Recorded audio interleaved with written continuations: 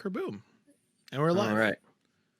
You want me to do the intro? Well, we're not broadcasting anywhere, so I'll do the intro to kick us off. It just says live. Let's just do it. We'll just leave this in too. Like screw it. What's up, Nerfherders? Here we are. What's up?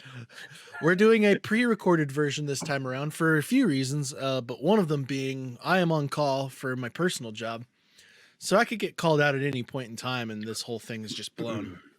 So instead of doing a live broadcast interrupting that, we're going pre-recorded. And I hate the timing that came down because like I was on call. It starts on Friday, which is when I watched The Mandalorian. You've seen it twice already, but I only got to see it the once. And the anxiety of hoping that I didn't get called out was bad enough. Like that was a vicious enough of an experience. All to top it off with just how, man, like it was a good episode. Like it was a great way to close the show out. So obviously we're just a day after this is actually released. So when we actually release this video, we're still going to be like close in, and I don't want anybody to get spoilers. So in true fashion, let's talk in a non-spoiler fashion about just the episode first. And then when we start talking spoilers, we'll go over the entire season as it goes. Because I think that was kind of what we were going to do. Is we're going to talk about The Mandalorian, this final episode. Final two episodes because we didn't talk about 7. Yeah. We didn't talk about that one yet. So because I pulled graphics for the 7th episode too. Okay. Well, if we're going to do non-spoilers first, let me take this thing down at the bottom. And then when we get back to spoilers, I'll put that back up. So that makes sense. So yeah, the last 2 episodes of the season. So the last episode we discussed on here was the kidnap episode. Was when the Dark Troopers we really flew down and one too. We really ripped it. Yeah, I really needed this show to. It did. It deserved that ripping. And then. And I think part of it was just because we were just, and it's funny because I had my wife binge the second season. She hadn't seen any of the second season until this week. And even by the time we got to that episode, she was like, oh my God, is there going to be another side mission? Like she was like, that is the formula of this show is I need your help. Well, before I can help you, I need you to do a mission. And she was like, this is another mission episode, isn't it? And then we got to the kidnapping episode and she was like, oh, it's different. Okay. But we had talked about, man, they did side missions all the way up till now. If there's going to be half decent finale, they're going to have to kick up the pacing a lot. And to their credit, the last 2 episodes like clipped along really quickly. Yeah, I was really worried that like the episode where they went back to finding Mayfeld was going to be like this huge prison break effort. Right, exactly. I thought the same thing. This is going to be the whole episode. Because like she was talking, like Cara Dune was talking about how she has rules to follow now, and that she wasn't going to be able to pull. Like she made it sound like she wasn't going to be able to just walk him out, like they ended up doing. Right. Like, also, I find it weird that as a Marshal of the New Republic, specifically just on the. Apparently, there's just no compartmentalization in the New Republic. If you're a marshal for anywhere, you can just go to this prison planet and just be like, I'm taking this dude with me. All good? Yeah. Completely fine. But honestly, that didn't really bother me because I was more like focused on like the pacing issues. And sure, we can explain that away. We could be told like, yeah, as marshals hold like a pretty high level of authority. And I guess I don't know. Like he was serving like 50 years or something like that. Like he had a pretty serious rap. So I was like, why would they just let her take whatever? You would think there'd be more verification of some kind or more steps that she would have to take. But that's something that's probably pretty easy to explain. But yeah, so they take him. Sure. They run him off to this. Are we breaking down? Do I need to put the spoilers back up? I thought we were gonna do like that's the first few minutes of the episode. Like I didn't know if we were gonna go through it or not. They go through this great ordeal with like I want to say it. I mean, it's a callback to the Clone Wars. It's subtle, It's subtle. So if you didn't see Clone Wars, it's not going to matter. Like you didn't need to see Clone Wars in order to get it. But no, they go through this great scene. Bill Burr did excellent. I thought like there's a particular scene where he gets like the shit gets real, and he played that part very, very well. Like he actually pulled out his acting chops. Yeah, reminds us he can actually do a scene. It was pretty good. Yeah. I mean, it's clear that for the majority of that episode, that was just Bill Burr being Bill Burr in space. Yeah. And then, he has like a real, true, like Star Wars moment. Like that's that. Like I always love when we see stuff when they touch back on like the seriousness of the various different wars that are actually fought, and Bill Burr's character captured that really well. And then but like you said, they really ran that episode along. They clipped along, and again, it was a really short episode, but it got me hyped for the finale, and then it it ended with come back next week for the epic finale. And we came back, and I think we're going to talk about some things that I didn't care for, but at the end of the day, I liked it a lot. I thought it was a solid finale. I thought it was a better finale than the first season finale. Even though I had issues with it. I don't think I had as many issues with the first season finale, but it did move the series forward, because I think at some point we were talking about, are they ever going to move this thing forward? Too. Yeah. I think it did some things that people really wanted it to do. It did some things that people were really hoping it wouldn't do. Overall, I think it just left a big old question mark for what's coming in the future. And that's not always a bad thing. So, well, yeah, I mean, and then you watch the post-credit scene and it kind of answers one of those questions. Where it's like, where are we going? And it had a post-credit scene for the first time. Yeah. So that was a big thing too, which harkens back to our, this is my dinner. I hate for the fans to keep seeing me like basically eating live on stream, but yeah, that's my, oh God, how dare you? How dare you drink something out of a bottle? I know. It did harken back to our conversation about the Disney Investor Day, and it answered a couple of our predictions. So when we get into spoiler talk, we'll break those down. Let's jump into spoiler talk. Let's do it. I don't have much that's like non-spoiler, like because we want to talk about it. It's kind of hard to. Yeah, it's really tough. Obviously, all right. So spoiler free. Still, the only thing that I have to say, go watch it. Like, go watch it. Yeah. You're gonna have a good time. The Mandalorian series so far has been, I'm not gonna say peak Star Wars. There's been moments where it is peak Star Wars, where you're like getting like the true Star Wars experience that I think we all like know and love. The true classic sci-fi space fighting like experience. There's been moments in this show, which is the bare minimum that I would expect out of any Star Wars series. Sure. So go and watch it. Go and watch it. I mean, it's definitely among the highest quality content that's come out since Disney bought Star Wars. I think this and Rogue One are top tier, and then you start breaking it down. It's definitely good stuff. It's like we've said before, it's moving Disney Star Wars in the right direction. And then there's that meme. I'm sure you've seen it. It's all over Facebook of the actor that plays Mando, that he injured himself on set for carrying the universe on his back. Cracked me up. Pedro Pascal. Yeah, he had a tall order. But he filled it. He did fill it. So let's talk about the first, or not the finale. It would be episode 7. So, chapter 14.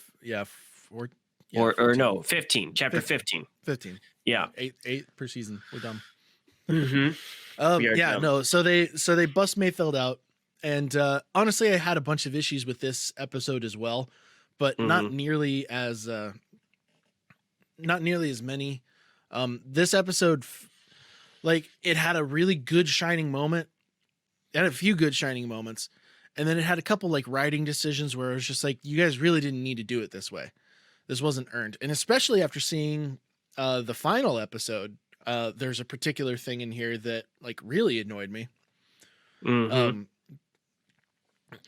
So we get the whole thing. Like Mayfeld's thing in the first season was like he was giving Mando crap for never taking his helmet off. Mm-hmm. We're getting the exact same thing here again. I love the little intro where he sees Boba Fett show up. He's like, "Ha! I thought you were this other guy." It's cool that like Mayfeld was. It's nice that Mayfeld was like had like a real fear of Mando, but no, didn't seem to be a lot of anger. It's like he locked you up, dude, and you're like this like He fake didn't kill him, no. No, he didn't. I mean, he did kill the last, a bunch of his crew in that episode, and he chose not to kill Mayfield. So that's one thing. Yeah, but I don't know. It just felt strange to have there not be any animosity between the two of them, like any like real aggressive animosity. Sure. I don't know about you, but if somebody locked me up for 50 years, I mean, even if I was a criminal and it wasn't like, like it wasn't the police, like it was some dude that I knew, like turn me, like okay, but at the same time, what's you do Bill get Burr the sense. best at being? Okay, Bill Burr is best at being an angry, grumpy dude. We didn't get angry, grumpy dude after being locked up at all. We got scared, timid, and just kind of like joking around, dude. It didn't make sense. You also get the sense that his character has some shame about him. He has some, he knows that he worked for the bad guys. Okay. And granted, he has some good speeches in this that he kind of breaks down, what is the definition of a bad guy and are the good guys really that much better? But he does know that he worked for the bad guys and that he probably deserves prison or worse. So, he was doing his time. I think he was just, he was out of prison right now and, probably just didn't want to bite the hand that was currently feeding him, so he wasn't going to be too much of a dick. But he still got his jabs in with asking. So they get in a position where they have to raid this plant, and you have to be able to not be in the system. And pretty much, Finnick is like, yeah, I'm on a list. Cara Dune is, she's in their system as an enemy. They get to Boba Fett and he's like, they might recognize my face because they used to have an entire army that looked like him. So that didn't make sense. That didn't make sense to me either, though. I thought it was just because like he had like history of working for the Empire as a bounty hunter, and he had built up more of a reputation as a bounty hunter, and his armor is definitely more distinctive than Mando's here.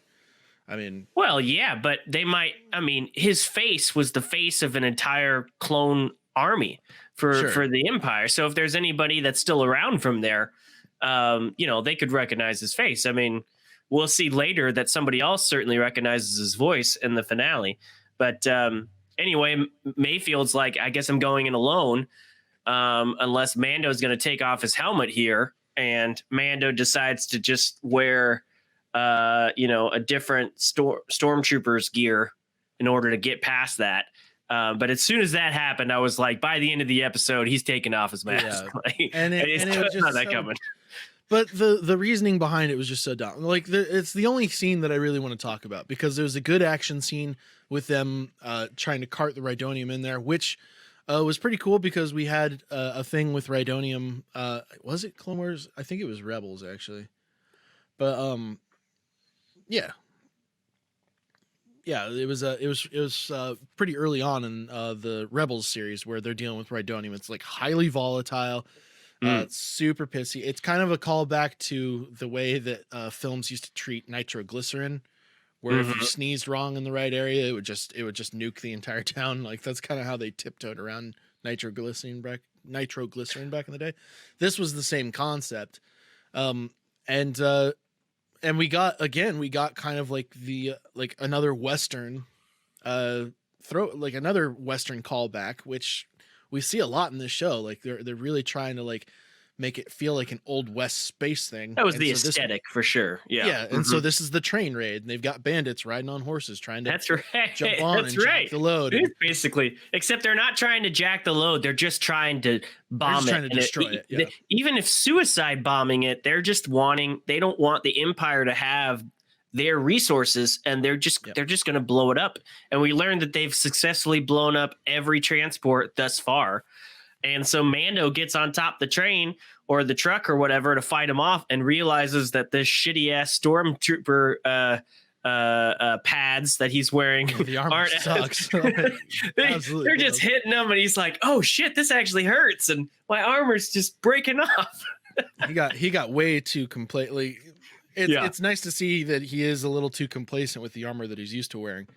Oh, he got used to it for sure. But then stormtroopers and TIE fighters come in, save the day. But before we got to that stormtroopers actually hit their targets. It took like 40 of them, but still. Took like 40 of them and a couple TIE fighters. And there was a quick conversation before they got saved where Bill Burr was talking about, what's the real difference to the people at these levels, to natives that live on these planets, whether the Empire is coming in or the Rebellion, they all kind of get treated the same. They all get, their lives interrupted and war gets brought to their planet. He had a good talk about that. Yeah. And that was he had some good moments there. And then he also called out Mando, and he was like, so what is it? What is your real belief here? He said, because, at one point you said that you could never show your face. Well, is it that you can't show your face? You can't take off your helmet? What lines are you willing to cross? And he had a great line that was something along the lines of, the rules seem to change when you get desperate. Yeah. And if you can go home at the end of the day and go to, if you can sleep at the end of the day, then you haven't crossed the line too far or whatever. We're all just making compromises. And I like that. I like that conversation. He wasn't just riffing him the whole time. He was actually having a conversation. And so then they get to the base and shit goes down. A monologue because Din wasn't saying shit to him, but I know he was just sitting there. I'm just taking it. Yeah, I'm just gonna do He did say one thing like, "We're nothing alike," and he's like, "All right, whatever." But then the stupidest, but then the dumbest part of the episode comes in where they're like, I don't understand the Imperial facial recognition technology, because it's basically just scanning you to make sure that you're not somebody on their list who they don't want to see this shit. And then you can just get whatever you want. Is the location of that guy's ship public knowledge as far as the Imperials go? Like what? Right. There wasn't enough explanation as to why they needed to go through this facial recognition terminal instead of some other method of actually finding it out, and why Mando's face would pass when he hasn't served the Imperials a day in his life, at least as far as I know. So let's set that up. So the Mandalorians as a kid, so it didn't make any sense, and it pissed me off. But it still allowed him to get what he wanted. So yeah, they get to the base, and Bill Burr is the only stormtrooper not wearing his helmet. And we've seen in previous Star Wars stuff, like the sequel trilogy, that stormtroopers get called out when they take off their helmets. Nobody cared that Bill Burr was just walking around without a helmet, which was kind of weird. But then they get to the officers' mess hall, and the terminal that they need to get to is in the officers' mess hall. Now, in any other, having served in the military myself, if you're not an officer, typically you don't get access to the officers' mess hall, And it seems like in the Empire, the only officers are the ones that can show their face. So Bill Burr was about to go do it, and then he sees an old supervisor, and suddenly he's like, the mission's off. All the shit they just went through is just canceled. The mission's off because this old officer might recognize him, which is doubtful at best. Because if you were a stormtrooper, why would he? Just because you recognize him doesn't mean he would recognize you. Anyway, Mando's like, give me the damn stick. I'll go in and do it myself. So he goes in, and he goes up to the terminal and lets it scan his helmet for some reason, and then has this dramatic take off his helmet thing. And it would be we kind of discussed this over chat when that weekend. It would be like if a modern workplace that has most modern workplaces have badge scanners on their doors. Yeah. it would be there's RFID chips and everything. There's no reason that you could just use it on that door would just let in everybody everybody unless you were on a list that you were banned. So it wasn't that you were on a list that you can get in. You just can't be on a list that says you can't get in, which is the weirdest security protocol I've ever heard of. It bugged the hell out of me. Like, it just. It wasn't even like you had to be an officer, hence the officer's mess hall. You just had to not be on a wanted list.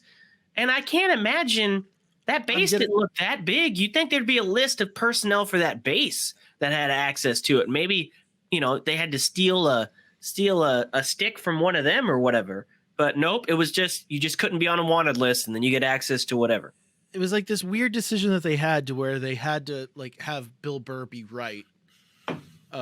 In some regard, but I feel like Mando's desperation to find out where Moff Gideon's ship, like they could have shown that without a little more this stupid little, like. I like that he's willing to do whatever he has to do to find Baby Yoda. It is nice, but we didn't need it. But we didn't need him to like remove the helmet for this, especially with the scene in the finale episode. Right, which it we'll discounted that scene. I did feel that. We'll get back to that for me a little bit. Like pissed me off. It did. But they have a great moment. But they have a great moment here later when the officer calls it. When Officer fucking Joe Chill calls him out. Yeah, his creepy ass face. He was perfect. Talk about good casting for a small role where you need the dude to just wreak villainy. Like he was just slime on skin. Great character actor. Like he plays Joe Chill in Batman Begins. He's the guy who kills Bruce Wayne's parents. Right. And I was like, I knew I recognized him from somewhere when I saw the episode, and that was the first thing that came to mind. But I feel like I recognized him from something else, and I'm going through his IMDb, and I cannot find anything that really sticks out right off the bat. Yeah, I can only think of Batman. But he just has that voice. He has that wicked ass smile. He has good face structure for a villain. He just looks. Yeah, he looks like a bad guy. He looks like dude. So it like turns a out self-entitled bad guy. He plays an interrogator he plays the interrogator in Kingsman: The Secret Service. But I don't remember seeing him. I don't even remember that scene. It's been a little while. Okay, yeah. He played Portman in Doom. That shitty Abomination movie. Oh God, yeah. He's one of the jackasses, and I try to wipe that show from my memory all the time. He was like the. Yeah, again, he played another skeevy character, but it was in Doom this time. Oh, yeah, no, that tense moment was great. Like they handled the tension and the drama really, really well. Of Bill Burr just kind of like we're getting caught. Like we knew they were going to get caught. Like we knew that was going to happen. This scene, of course, the officer didn't ask any questions like, "What are you doing in the officers' hall?" or "What are you doing on that terminal?" Like he didn't even address that. Which, I mean, but yeah, they got caught, and Bill Burr came to the rescue for sure. And he didn't really like get suspicious when Bill Burr was like grilling him about his war record. About like basically the atrocities that they committed. Like he had some real beef with this guy, and he had some like true like post-traumatic stress. So he brought up that he had been haunted with for a long time, and then he's just grilling this officer with it, and this officer the whole time is just like, "Yeah, dude, I'm just trying to make a toast to the Empire and be an evil dude. You want to just let this shit go?" Right. He wanted to give him a drink, and he was just like, you guys are the people, the only transport that got through today. Here's a drink on you. Thanks for continuing to serve the Empire and making us great. And Bill Burr brings up Operation Cinder, which is actually from the Battlefront 2 game. You get to see Operation Cinder, so that was another callback. That was a very niche callback, which is interesting. You can watch that whole shit go down. It basically talked about the millions of lives, both civilian and stormtrooper, that got obliterated that day, and under this dude's command. And basically said, one of two moments recently where we talked about like real war casualty issues. And it was like, and again, like we're getting Star Wars. This is that scene that I was talking about while we were talking no spoilers. This is the scene where it's like this is actual war kind of talk, which prior to this moment, I really think Rogue One was the only one that had really done a good job of it, other than the Clone Wars series. But we're talking like live action stuff. It's like, so when I make my comparisons, I'm talking in the live action world, because unfortunately, a lot of mainstream Star Wars fans haven't seen a single episode of the Clone Wars series. Of course not. Right. And we hope that something like this invites them to see those other things, because they do flesh out the movies. But yeah, if you've only seen the movies, half the time you feel like these things aren't earned because they just don't have the context or the stuff that really fleshes them out, which, to Dave Filoni's credit, that seems to be his mission for the last decade. I feel like that's why he was so on board to do the episodes that he's done. Right. I saw a meme just recently. It was a dude sitting on a throne, and it was like Dave Filoni and Jon Favreau, basically. Like, so I guess we're just in charge now, right? Like, yeah, you guys absolutely fucking are, because I don't feel like you guys could fuck up Star Wars with what they're doing, especially Dave Filoni. I feel like I would trust him with I would trust him directing like an actual sequel trilogy to like fix the most recent sequel trilogy, because there's a rumor like that going around that they're trying to create like that the new direction for Disney is that they're trying to create sort of like an alternate Star Wars universe. Like, they're not worried about, like, it was a pretty extensive theory, but they're not worrying about the most recent sequel trilogy. They're just discounting that out of their mind. They're not even worried about it. They're creating this alternate universe, and then then taking a lot of their cues for the future of Star Wars from the Legend series, or like the extended universe that all got wiped away when Disney took it over. We'll get into that, because there's things that happens in the finale that makes you question that sequel trilogy. But before, let's finish this up. So Bill Burr, he was getting into the officer about, was it really good for those people that died? Has everything the Empire done really been that great? And the dude, the skeevy ass officer, is just like, shit. He didn't give a shit. He's like, you know what? They're out there starving while we're doing well. That shows that we are on top and we're better. And at the end of the day, people don't want peace and freedom. They want order. And that's what we bring. And all we have to do is starve them out now, and then they'll be begging for us to come back. And all the while, Mando is just begging the shit out of Mayfield to shut up and don't just stop. I know where this is going. Please don't do it. And Mayfield just takes out his gun and blows the officer away in the middle of the mess hall. It was so satisfying. See, that scene really reminded me of the bar scene from Inglourious Bastards. Yeah. Like, because that was a very tense scene all around the idea of like getting a drink. I feel like there might have been a little bit of inspiration there, but I could see that inspired by some other classic war films. And so, yeah, in both scenes, you're seeing the pain on the protagonist's face as he's trying to control himself and like, I just want to kill this fucker, but I know I shouldn't. And then at the end, just all hell breaks loose. Yep, it was. This is a good comparison. I didn't pick up on that. Good job. It was like that was all I could think of the moment. That's actually my favorite scene out of that movie. It's a good scene. Is that bar scene, because it's just like the drama and the tension that they all put together. So if this was drawn as inspiration, or if this was drawing inspiration from that scene, I can see it. And they did a good job of like not trying to go too terrible overboard, because they went a completely different direction this time around. Like the protagonist was straight up like, nah, this was terrible what you guys were doing. And the other one, they're just trying like really hard not to blow it. But yeah, so big shootout. They have their escape. They have their escape, and then we see the one example proving that Bill Burr was this expert marksman in the Empire, as he was like reputed to be. Oh yeah, I totally forgot about that point until he does this amazing shot. Why I remembered it, because like, damn.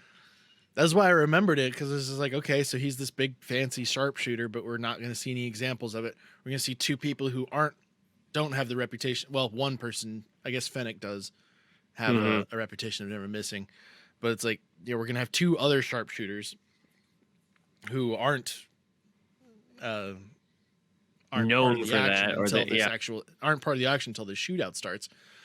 Mhm. And they just kind of go for it, and then fucking yeah, it was just it was a run of the mill like shootout to try and escape. I think the escape almost went too smooth, but again, that was something that I had to kind of excuse like due to pacing. It was like they just It was a they very kinda gotta short just wrap this episode. shit It up. was just like a couple episodes earlier. They got in, they got out of the base like really Yeah. easily, just Yeah, because they didn't things- have the time to film all these corridor runnings and this big shootout. They were just like, nope, let's pop out the window. We'll climb up the side of the building. I just we'll felt get in that slave one. We'll security- get out of there. I felt like security would be tighter in this facility where they're constantly dealing with pirates trying to jack their loads or just blow Sure. up their shit or under attack by these pirates. Like who knows? Like I figured that they would have a little bit more of a plan as far as how to deal with like, but I mean, if they caught them But off guard, they caught them off guard and they came from the inside and started chaos and then started running out. Who knows? And when the whole facility is manned by stormtroopers, that is always your fallback excuse. Well, they're stormtroopers. Of course they got out of there. Of course they can raid and get out easily because they're stormtroopers. So that's like the fallback. But at least we had the cherry on top. Which is another thing that the finale mentions that I actually really like. Mhm. We'll talk about At that. least we had this moment, which reminded us of the coolest point in episode 2 with Jango Fett just decimating an asteroid belt in order to try to get Obi-Wan off of his tail, and we see his son just be like, oh yeah, I've got these cool ass things, let me take out these TIE fighters the most badass way possible. Seismic charges are the coolest armament not lightsaber related in the Star Wars universe, and it was really cool to see him use these in atmosphere, which was also pretty cool. Yeah, that was different. I like that because he was literally just straight up was just like, I don't care, no rocks or anything like that. It's not gonna be this brilliant explosion. It's just gonna wipe these two out. Timed it perfectly. Did you ever play the Rogue Squadron games, like the actual, like the original? Oh man, dude, you need to play those. I think the first one was on the Nintendo 64. Okay. And then they had two more that released on the GameCube in that era. And I'm struggling to remember if they were on any other platform other than the GameCube. Probably not. It's been a long time, dude. A lot of those Star Wars titles were limited to Nintendo consoles back then, so yeah. So was there a seismic charge? Was there a seismic charge level or something, or what? No, you could fly the Slave One in one of those games, and you could use those seismic charges, and they just rocked everybody's shit in that game. It wasn't multiplayer. Right. This is the GameCube era. This is before online connectivity. I'm showing my age at this point. But yeah, like so we saw them in the Clone Wars, and they immediately show up in that game, which came out not too terrible long afterwards, and yeah, like this was my chills moment. Like this was my it was pretty shit. Badass. That was my holy shit moment out of this episode, which we haven't gotten a whole lot this season. Until like I had him in Ahsoka's episode when she like very first showed up, and then I had him here, and then I had a couple in the I had a few in the finale that we can talk about. And so we'll wrap this up, but I do want to say that this is how you do a callback or nostalgia properly. Like we've said it before, this show relies heavily on nostalgia, but it's done so well. There was no like wink wink moment here. There was no, oh hey, don't you have that cool thing? Or does Slave One still have those things that your dad used to use? There was nothing like that. It was just like, hey, he knows what he has in his armory. He's going to do it. You're either going to remember it or you're not going to remember it. But most people were like, oh shit, it's that thing from episode 2. There was no wink wink moment. They just did it, and you either picked up on it or you didn't. And I really appreciated it. And it just this is how you do it right. This is how you do a callback right without overdoing it. Which this series tends to get right pretty much 100%. Especially when Dave Filoni is manning the writing table of that. He knows how to do that well without overdoing it. I'm so glad that you put together like a collage just for that scene. That's great. Yeah, I had to. Oh yeah, had and then to. we had the great call out moment right at the end of the episode. Yeah, Like, after bitch, they let Bill bitch, I'm Burr coming go. for you now. Yeah, that's what he does. He just says, I'm coming for your ass, Moff. Get ready. I was so annoyed that they let Mayfeld go. I was like, take him with you. Oh yeah, I know. I thought he earned could his be spot on the crew, but it might have been something to where Bill Burr didn't want like a huge like he didn't sign a contract for like a bunch of different commitments, or like yeah, and or they you have saw other how plans- they easily have he other tried to plans back for him out that of it. just- Yeah, Right. but I think he'll be in plans one for of him those that he didn't want spin-off in the shows. finale. I Well, he I absolutely agree. will be.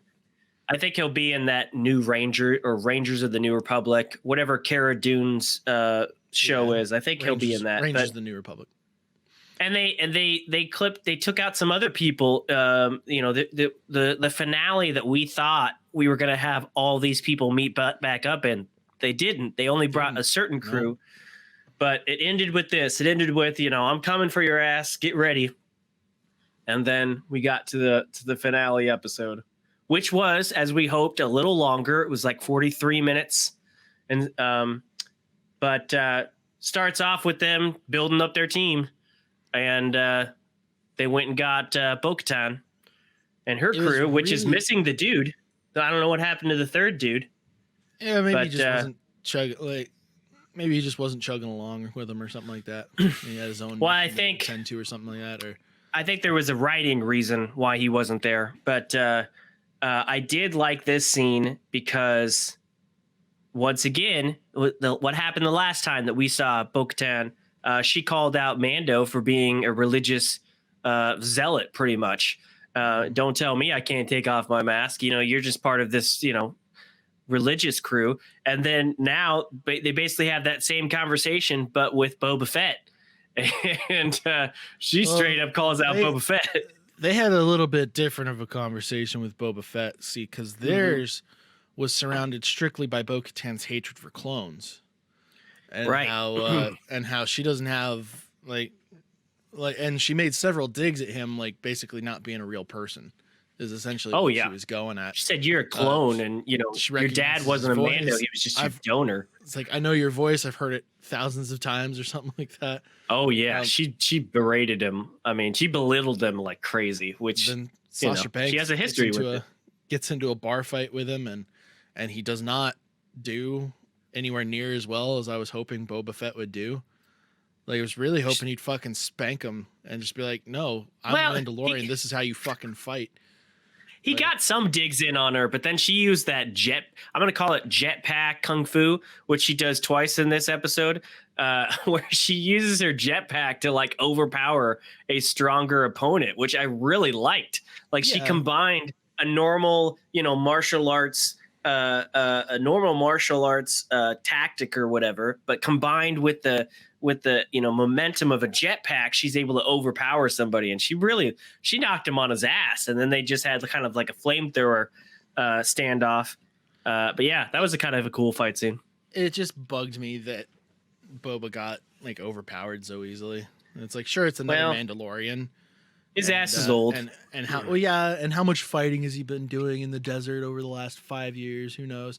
Doesn't seem like the series that is teased is going to go into his past too much, unless they do like an Arrow. God, I hope not. Like, unless they do an Arrow flashback episode style, which I would be really pissed off about. Let's hope not. Don't. Let's hope they're not listening to this. Don't give them any ideas. Don't even give them the idea. Yeah, no. So like they build up the crew. They waste no time on it. Makes perfect sense they would go to Bo-Katan because like she has a vendetta. Like, we knew that she was coming back. She's got a vendetta against this guy. She wants the Darksaber. This is gonna be her best chance to get it. So of course she's gonna come along. She's been looking for Moff Gideon, and now they have it. Yeah. So it was almost like, bitch, you should have just stuck with me. You should have held on to the creed, and then I would have brought you to Moff Gideon anyway. That's pretty much what happened. But then they do a raid, and there is a Disney women get it done moment, where the raiding crew is made up of these two Mandalorians, Finnick and Cara Dune, and there was nothing wrong with that, but that is the only reason why that third Mandalorian is not there because then it wouldn't be Okay. a woman All right. raiding crew. And I know it's a small thing, but that's all I thought about. I was like, oh, well, Couldn't that's have why just- he's not there. Couldn't have just made his character not a he. Could have just made it a I female mean, earlier on. Like, yeah. Anyway, that's why he's not there, guys. They don't say why, but that's why. that's fair. But hey, they did their, they kicked ass. They just made their way through this ship while Mando goes after Grogu, and I do like that the scientist was like, hey, before you get to the kid, you got to stop the dark troopers from waking up, and he barely gets there in time and has to face off with one of them. Yeah, it doesn't go too well. No, the dude, there was a moment, I tried to get a good spot of it. I couldn't really get a good shot, but there was a moment where the dark trooper's like holding up against the wall. He's just punching him into the wall. Pounding him into the wall. The Beskar's not going anywhere. The droid almost looks like he's a little bit confused by it. He's just like, whatever, we'll just keep going, I guess. Just keep on punching it. Like, so is there such thing as Beskar glass? Because I noticed how the glass didn't break either between the Beskar, but the Beskar held up for sure. I don't know. I guess it kind of depends on what he got hit by. I'm Sure. responding to a work email. Hold on. This is part of that on-call horribleness. The big thing that I liked about the Dark Troopers is that this is what we should have seen in the episode The Tragedy. We should have seen him struggle with these Dark Troopers and show, like, as Moff Gideon puts it, it's like you have your handful with one. Like and then he sends 4 down to the thing like that. This is what we should have seen in that episode, because up until this point, we really didn't have any legitimate reason to be afraid of them. And so they weren't really a concern until this moment.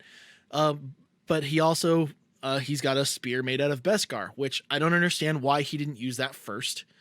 He tried, well, never mind. I do, because writing.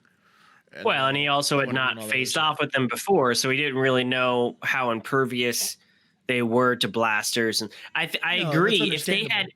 If in the tragedy, he had his jetpack, and say they just got the child and he was about to chase after him, but one stayed behind, pulled his axe to the ground, and they did a little fight, that would have built this up better, because you would have been like, oh yeah, geez, he barely made it past that first guy. How could he deal with a whole ship full of them? Yeah, that would have built it up better. But we did get this one-on-one fight, and he does take him out with that spear, and then he flushes the other ones, just like they flushed the bad guys earlier. Which I was like, that's a terrible idea. Why would you do that to droids? Like that doesn't make any sense. Why would you do that to and droids? Also, why would you have you've seen them use jetpacks? Like you've seen them fly. Like why would you do that? Yeah. Well, I guess I correct myself. Why would I say that? Why would you have that in the room with the droids open up into space? Well, it's because so they can launch. So that makes sense. It's a dispatch point. So I don't think anybody thought that. Oh, they're all dead now. No, they're droids. They can survive out in space. Takes them a while, I guess, to remember that. But yeah. There was a particular point where the Mandalorians also mention when they're talking about the Darksaber that it can't cut through pure Beskar. Which was just another sign that Mando's going to have a fight with him. But when he finally gets to the brig, finds Grogu, he cracks it open. Moff Gideon is right there, and we get like the first taste of him actually being like, I think it was like the first taste of him actually being a sinister dude, where he's like, okay, just to save time, assume I know everything, which was cool, and he had all this information on him and all that. Like it was great. He was doing his typical thing. I mean, he was like this in Breaking Bad. He was like this in The Boys. He is the intellect bad guy. That's who he is. This isn't Moff Gideon. It's not the head of Vought. This is him. This is his. Right. Although, to be fair, I just saw this actor in a really old movie called King of New York as just a typical gangster that works for who's the more cowbell guy? 1990.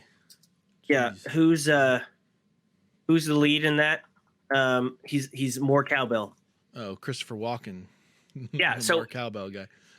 Yeah, so Gus and Morpheus are just like typical henchmen, gangster dudes that work for more cowbell, which is interesting. And I was like, this is a weird ass movie. And he's got like facial hair. He's got thick facial hair, and I'm like, oh my god, that's Moff Gideon. But yeah, back to the show that we're actually talking about. He did do his little speech there. He's playing himself. This is just Giancarlo Esposito. This is him. This is who he is in real life. And he's threatening the child with the Darksaber, which I also find kind of dumb, because like I feel like if Grogu actually believed that he was in any real danger, he would have been like, all right, I'm just gonna force fuck you that way. But they did talk about how, I mean, he seemed really tired this episode, because they talked about how they got more blood from him. You know, like they got what they wanted from him. And they could have said that a little more. It could have been any number of things. I let it go. I let it slide. But because it is a great moment. Like it is a great showdown where you realize that he is not like this badass warrior. He knows that. But which is why he tries like this, like there's a big thing around honor in this series, particularly surrounding Mando. He's like, I don't care about the Darksaber. I just want the kid. Just get me out of there. And Mott's like, well, that's fine. I just wanted his blood. I just wanted to study his blood. So take him. I got what I want from him. He wants to live, because every power hungry leader, really the only thing that they're afraid of more than losing power is dying.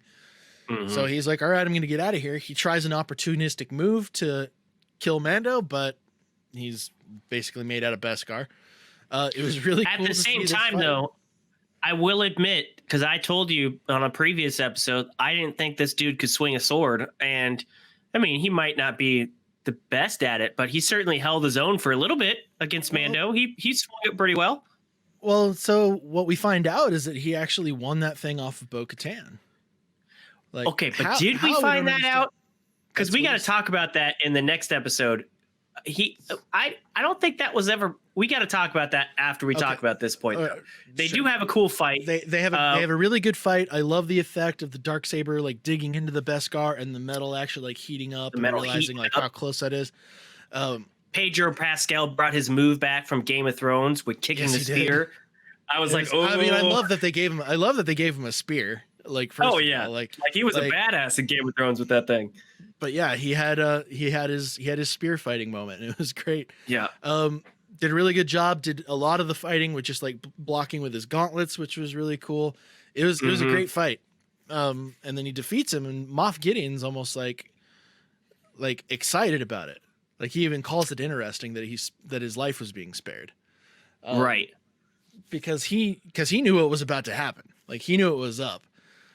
He did because he knew Bo-Katan was there. He was almost more excited to what happens. I'm going to be able to see what happens next. Which again, in the interest of saving time, assume I know everything, and that's where he was at, and he is toying with this. Like he's loving it.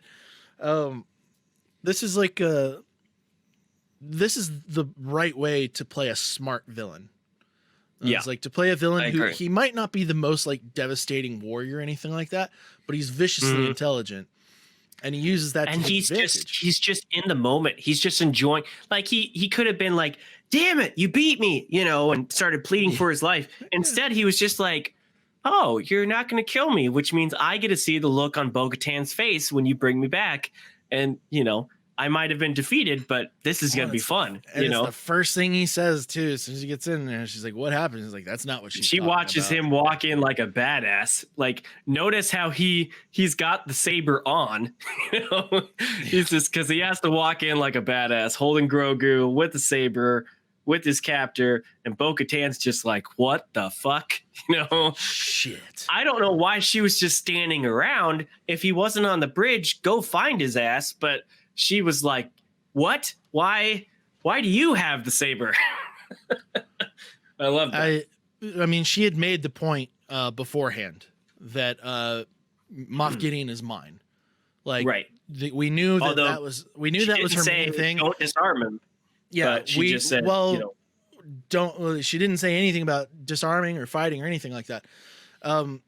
We are learning about Mandalorian culture in this series, the same as we were learning about it in the Clone Wars, the same way that we were learning about it in Rebels. Like, we're actually finally learning about Mandalorian culture as it exists in this part of the time period. And, like, because my experience of the Mandalorians is like Old Republic style stuff. Like the Darksaber wasn't mentioned at all until like the Clone Wars era.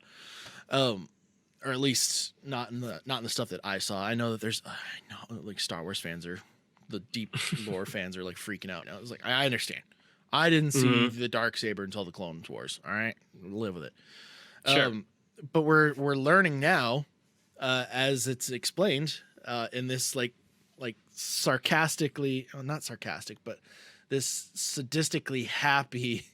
He was enjoying Moff it. Gideon, he was cracking up about it. Because like it's going back to those two having some sort of a history, like like that's not explained. He knows that's why she's there, and he's just taking joy in combat. Right, he's taking joy in robbing her of what she wants. Again. Right. This is exactly. Obviously not the first time that he's taken this from her. Yeah. So let's break that down. So, I mean, it's alluded, because he has it. It's alluded that he took it from her, which means he would have had to beat her in combat, which that idea alone is hard for me to swallow. But apparently he didn't kill her, so that combat doesn't mean to the death, because she's clearly alive.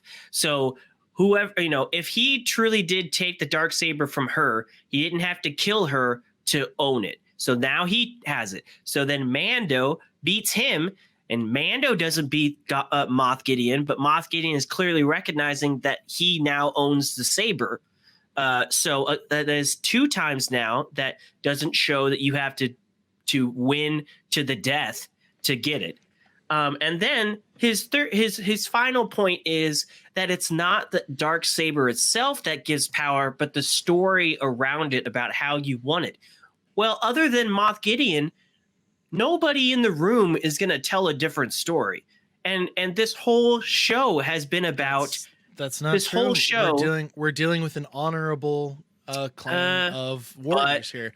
But the whole show has been about her telling Mando that, his creed is different than hers. She takes off her helmet, and that they change the deal all the time and stuff like that.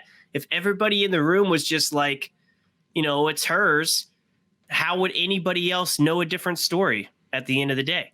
She would. And okay, then why can't they just fight? Why can't they just fight?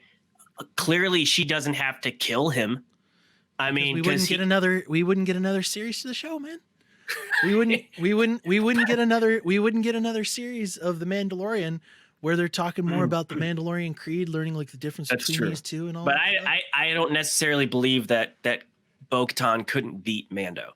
And if the rules don't state that it's to the death, I don't see why they can't just fight.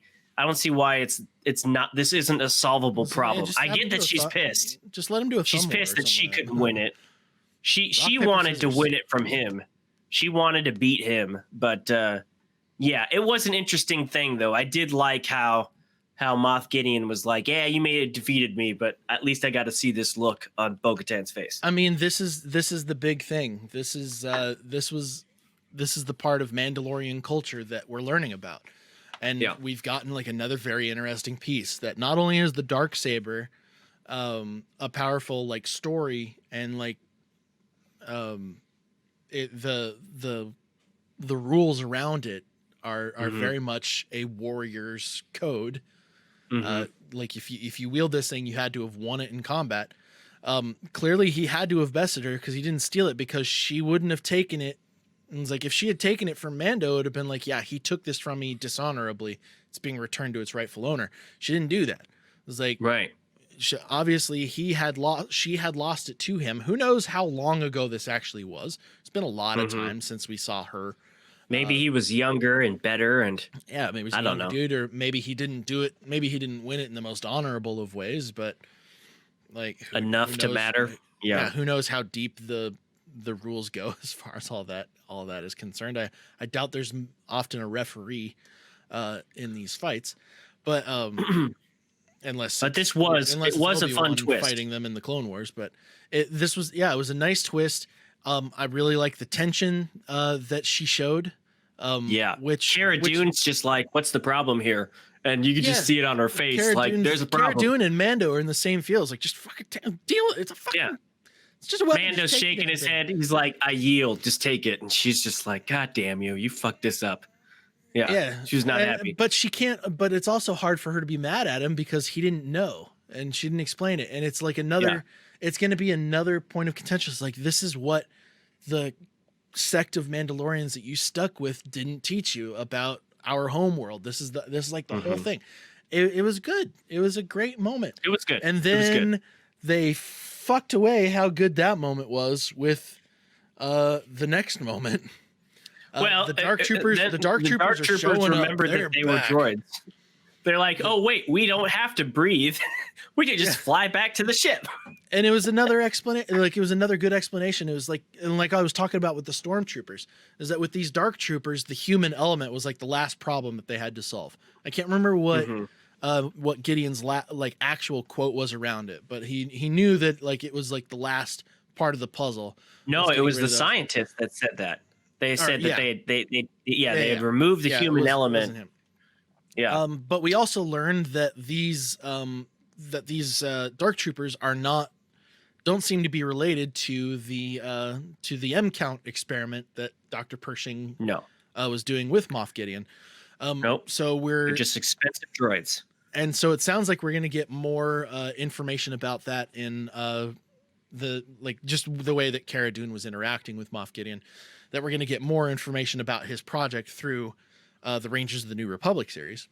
That could be, yeah. Honestly, like, you want to get mad at it by them like leaving all these questions open-ended, but what this really means is that we're going to get more Star Wars content. We're going to get more. Yeah. And I'm great with that. Like, I like that they're exploring this post era. They didn't need to answer all the questions by the end of it. I mean, this was already short. This was shorter than the premiere episode. This was only 43 minutes. So we got 10, 13 more minutes than we normally get. But they didn't. I was happy that they didn't have to bow it up completely. You know, like, there's going to be more. We just had this investors meeting 2 weeks or a week ago where we showed you all the things that are coming. Just, be patient. Your answers will come, or a deeper dive will come. But these things come back and they're ready to. And they are literally knocking on the door. Moff Gideon's making it clear, is like which is where his quote came from. It's like, you had your hands full with one. What are you gonna? How are you gonna handle a platoon? There seem to be a lot more of them than what were in that room that Mando emptied out. So there's got to be at least more than one bay of these damn things. Right. But there's a shitload of them, and they's a coming. And for some reason, Mando's got his blaster trained on the door. It's like, dude, you know that doesn't work. Like, they all kind of do. They're all just like. I wish that he had explained it somehow. It's like, that's not going to do anything. Fire up that dark saber that you just got. You know the Beskar spear works. Like, maybe he gives it to Bo-Katan now, and she just holds on it for now. It's like, just use it for now, because these guys, blasters don't work on these guys. Whatever they got to do. And then the tension that they were building was great. It almost seemed like there was going to be kind of a last stand moment. And then Gideon has his line about kind of like a last stand, like the last stand lines, like, every single one of us will be dead but me and the child. Right. And then all hell breaks loose in my mind. Well, first of all, I think Gideon seizes his opportunity because he had hit a blaster under his cloak when he had gotten that chance, but that doesn't go too terrible well. Well, everyone's distracted now. They had their guns out. They're ready for battle, and then an X-wing comes out of nowhere. Honestly, things get fuzzy for me at this point because that happened. Yeah, so that happens. The order first. of events are really foggy for me because I lost my shit. I didn't watch this episode twice. I probably should have. But yeah, that happens first, and Cara Dune in her sarcastic normal self is just like, "Oh great, one X-wing." Well, that's really gonna help us. When the one X-wing flew by, at first I was like, "Oh shit, okay, the New Republic's here." Like right. she must have signaled. They're doing that standard thing with one ship comes out and then a whole squadron comes out. Yeah, that was what I thought was happening. That she had like called help. It was going to be like a good fleet of them or something like that. And it was gonna be like, and that was gonna be like led by the Jedi that got called. Like right. That was kind of what I was thinking. I didn't think they were gonna go the route that they ended up going. I'm super happy that they did. But I knew that it was gonna be the single Jedi option as soon as Cara Dune was like, "Oh, one X-wing, that's gonna help." And then I was like, "Okay, all right, wait a minute." And you see a doc, and you see Baby Yoda really fixated on the screen. He's really happy you about see his it. ears go up. And I'm like, oh my God, they did it. The direction that at first I didn't want them to go down, but that I was like, then I'm like, the one I told you, I'm like, this is where they're going. The one you told me about, you warmed me up to the idea, honestly. And it was like because again, I'm a big advocate for them, for more Star Wars content being produced. That is steering clear of the Skywalker saga, the Skywalker lineage. I'm a big advocate for that. But again, I think I said in the last episode, if they do it right, I don't care. Like if they do it right, and it's good content, then I don't care. And they took their time to reveal. At first, you just see like a cloaked figure walking down the hall, and you're like, is it walking in kind of a feminine way or not? I can't really tell because and then you see the lightsaber. And it's a black and white screen. You're like, I can't see what color the lightsaber is. And then, Moff Gideon tries to take out people, and they have a little. It was right away. Didn't give a shit. Like saw a single X-wing, and then a dude in a black cloak walks out. Mm-hmm. Yeah. Well, you couldn't tell it was a dude until the green lightsaber on the screen, and then the metal, the little metal. Belt clip that he the green and the one black glove, like they were just giving you all the clues you needed to put it together. Meanwhile, Moff Gideon is shooting up Bo-Katan and trying to kill the kid, and Mando takes the bullet, and they stop Moff Gideon from killing himself. Well, he takes the hit, but he doesn't really take the hit, and then they stop him from killing himself. So that's all happening. Meanwhile, Luke's just going down the hallway, just wrecking shop, pushing and pulling and slicing and dicing. It was great because we got this hallway moment where he's just wrecking shit like Vader did in Rogue One. Oh, very much. You had the elevator coming up. It was very much Luke's hallway scene. And they've already, if you can go on YouTube and see the side-by-side comparisons, I mean, they did such a good job with it. I was so happy. It was prime Luke, like that. Like the first message that I sent you after I watched the episode, I was like, Luke Prime has entered the chat. That was exactly what it fucking felt like. It was like this is like the one thing that Star Wars fans had been wanting for a long time, is to see more of Luke Skywalker, the fucking chosen one, be the chosen one. Like, so let's talk about that scene before we get past this point where the face is revealed. Let's talk about that hallway scene, because up until now, the hallway scene in terms of Star Wars has been Vader's hallway scene. That is the best moment of Rogue One, and Rogue One was a great film before that moment. I mean, Disney knows that it works because the Netflix series for the Marvel characters always seem to have some badass hallway moments. That's true. But Vader had hallways. Disney likes hallways. I think Disney does like hallways. But Vader fucked that hallway up. And if you go back and watch the Vader hallway scene, you had so many good things about that scene. First of all, the cinematography was great. How it was flashing between the guys trying to get out, flashing back to this figure in the dark. I already know what you're about to talk about. Yeah, he's slicing through. The cinematography is amazing. And then paired with that, you have the score, and it's got an amazing score that put you in the moment. You were afraid. You saw the fear on the people's faces. They were just getting obliterated. You got the score. Tragic sounding.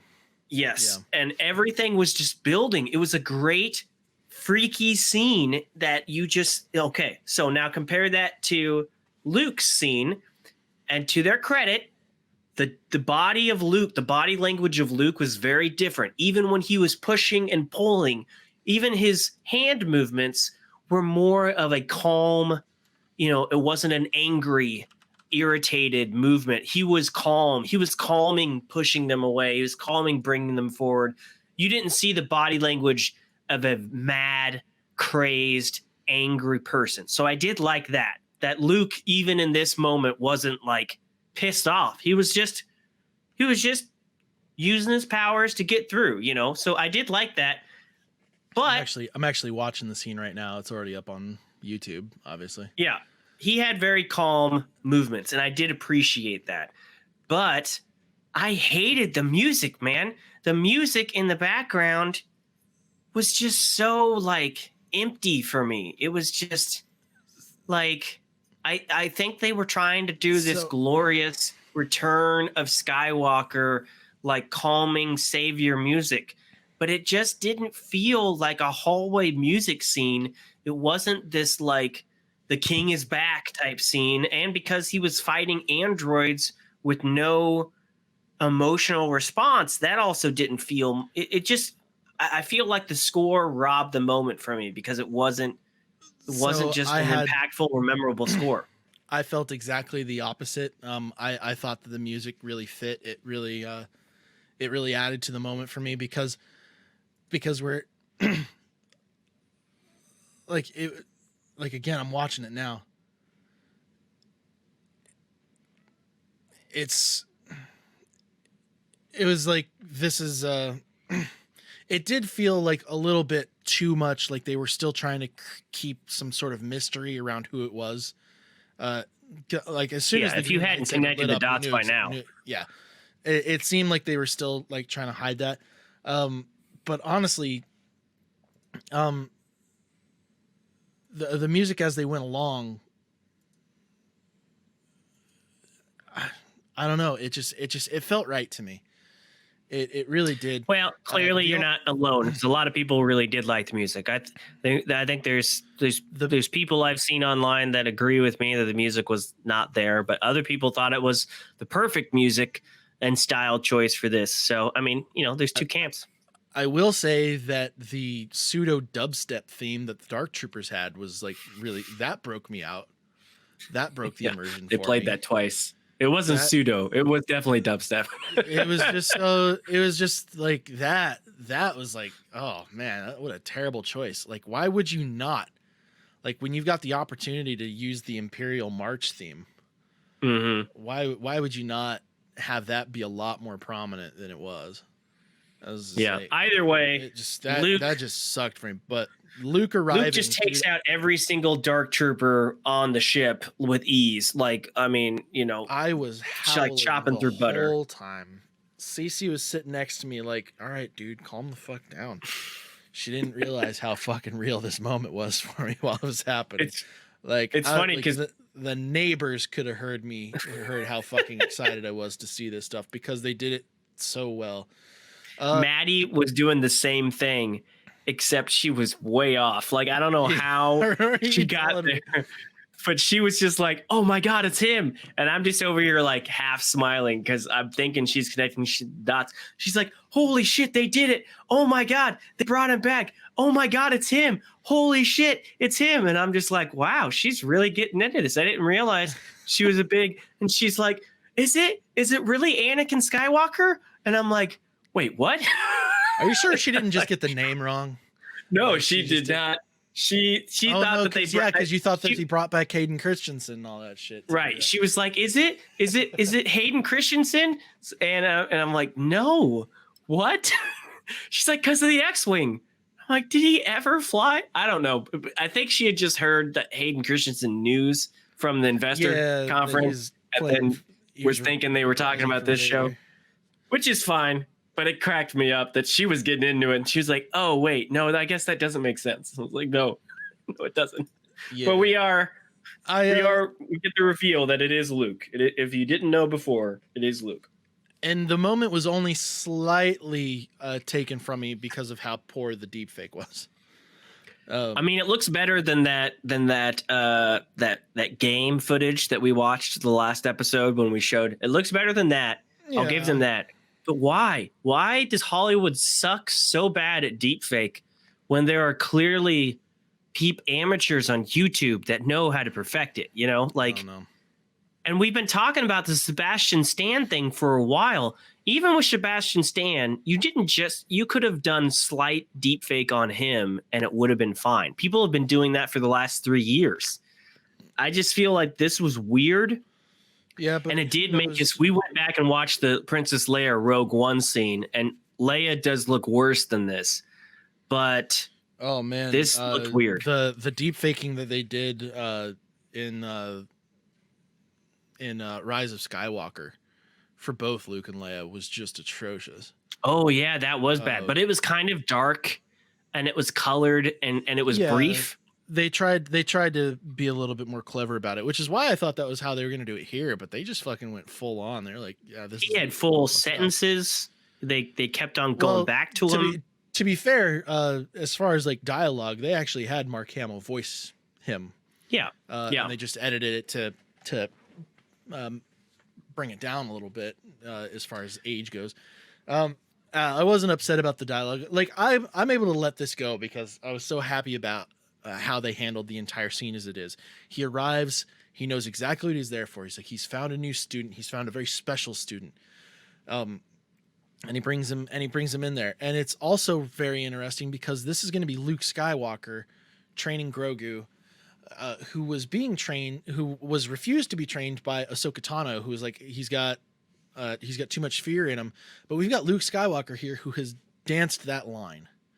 And and he's also like he's familiar with the good in somebody being more important after having dealt with it with literally the greatest supervillain of all time, the darkest of the dark Sith Lords.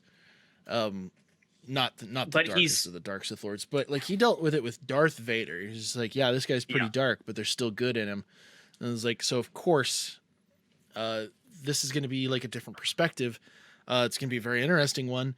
Now that we know that Disney is tapping, is actually confirmed basically that Sebastian Stan will play Luke Skywalker in the most recent news leaks that came out, which I think is generous to call those leaks. I'm pretty sure Disney was like, yeah, we're going to build up some hype. Let you know. I don't know because they didn't use him for this scene. So they didn't use him for this scene, but that news story didn't come out until recently. Who knows when this was filmed? Who knows what like the Falcon and Winter Soldier schedule was like to have Sebastian Stan actually be available to do something like this.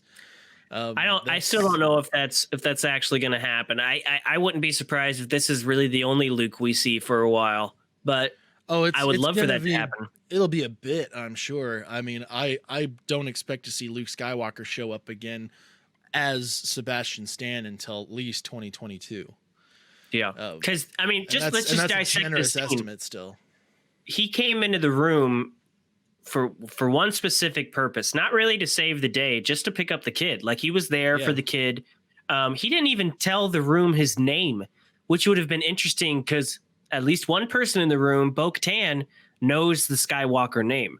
You know, she has been in the room with his dad, in his dad's prime. So I would have, I think Cara Dune would have known about him just being in the rebellion. I mean, Luke Skywalker blew up the Death Star. Like he's so I mean, it's fucking Red 5. Oh my God, you blew up the Death Star. That's crazy. That's Commander true. Skywalker. So she could have had a reaction to him. Bo-Katan could have been like, "Oh my God, I know your dad. Wait, are you the son of Vader? Are you serious?" There'd be a lot of connections. It would have been a little too heavy for this. They avoided all of that by him just not even saying it. But he does look directly at the kid, and even Mando's like, I don't think he wants to go with you. And unlike Ahsoka, I love this. Unlike Ahsoka, who was like, he's too emotional. He just, Luke just looks at Mando. He's like, he's asking for your permission, and I was like, that is great. That is really it. Like I started great. getting teary eyed right around this moment too. Like that was. Yep. So did Maddie. It was a very powerful moment. And then he's holding him, and they're having like they're connecting. He's like letting him go. That was a big thing. And then he takes his helmet off, and he's like, "You're gonna be I want my son to actually see my face." Which I thought was like really poetic, with Luke Skywalker being there in the room. The last time that he saw his father said the same thing. I want to look at my son through my own eyes. And baby Grogu's touching the mask, like just been like, are you really gonna let me go without me seeing your face? And you said it. This was kind of, it was a powerful moment in the last episode, but because they were back to back, it kind of discounted this moment. It wasn't a powerful moment in the last episode. That was what pissed me off about it so much. It really wasn't earned. You saw the desperation on his face, though. Sure, I get the reasoning kind of behind it took away from that desperation. And we just saw him without his mask in the last episode. So this one was just like, I was like, I wish we didn't see it back to back. But it was still great that he did it for the child when he hadn't even done it when they were eating on the ship earlier in the show. Like he had never done it even in front of the child. It would have been a lot worse if he hadn't done it. Right. Because it's like, you took it off to get to the Imperial ship, but you won't take it off for your fucking You let Bill Burr see your face, but not Baby Yoda? Yeah. Yeah. Hey, Bill Burr said that he never saw his face. Yeah, I know. I guess that's all it takes. He made it right. He made it okay. No, this was a very teary moment. This was throughout this episode when the X-Wing arrives, and I read like in like the few seconds after Cara Dune says one X-Wing, wow, that's gonna help. And then you see it like that was a chills moment for me. And then Luke arriving and just tearing through. I had a bunch of them throughout that moment. And then obviously this was my well up moment through the episode. And like the first one throughout the whole series, actually. And the only thing that really made me mad is that he didn't give him the shifter knob that he found on the ship. God, yeah, I totally forgot about that. That would have been a good parting gift. That really upset me. I wanted to see him like hold it up and let Grogu just kind of like use the Force to take it away one more time. That would have been good because he did save it from that wreckage. Yeah. What was the point of saving it if not to give it back? Oh yeah. Why did you have to tell me that? I didn't even think about that till right now. No, there's a silver lining here because now because we've already heard the Mando say that I'll see you again soon. I feel like that's going to be how he's going to hold on to it till the next time. It's like the next time he sees him, that's going to be how he says hello. It's like, oh, you've been through some Jedi training, and then he holds up the shifter knob, and he's like, right, hey, show me what you've learned, and he takes it from him. Yeah, that'll be a great moment too. But I did like we leave him just standing in the room. He doesn't care. Everybody in the room can see his face, and he doesn't care. He just wants to watch Baby Yoda go. We get the return and then on top of that, he sets Grogu down, and Grogu's like straight up hugging his leg. He's like, I don't want to go. And who comes to save the day? R2D2. I had a picture of it. I don't know what happened to it. R2D2 shows up and convinces him, hey man, I don't know what he was saying, but probably along the lines of, oh, I remember a grumpy old dude that used to hit me a long time ago with a stick that kind of looked like you. R2 was like, what? You gonna this shit again? Really? You ain't gonna treat me like he did. I'll shock your ass just like I shocked him.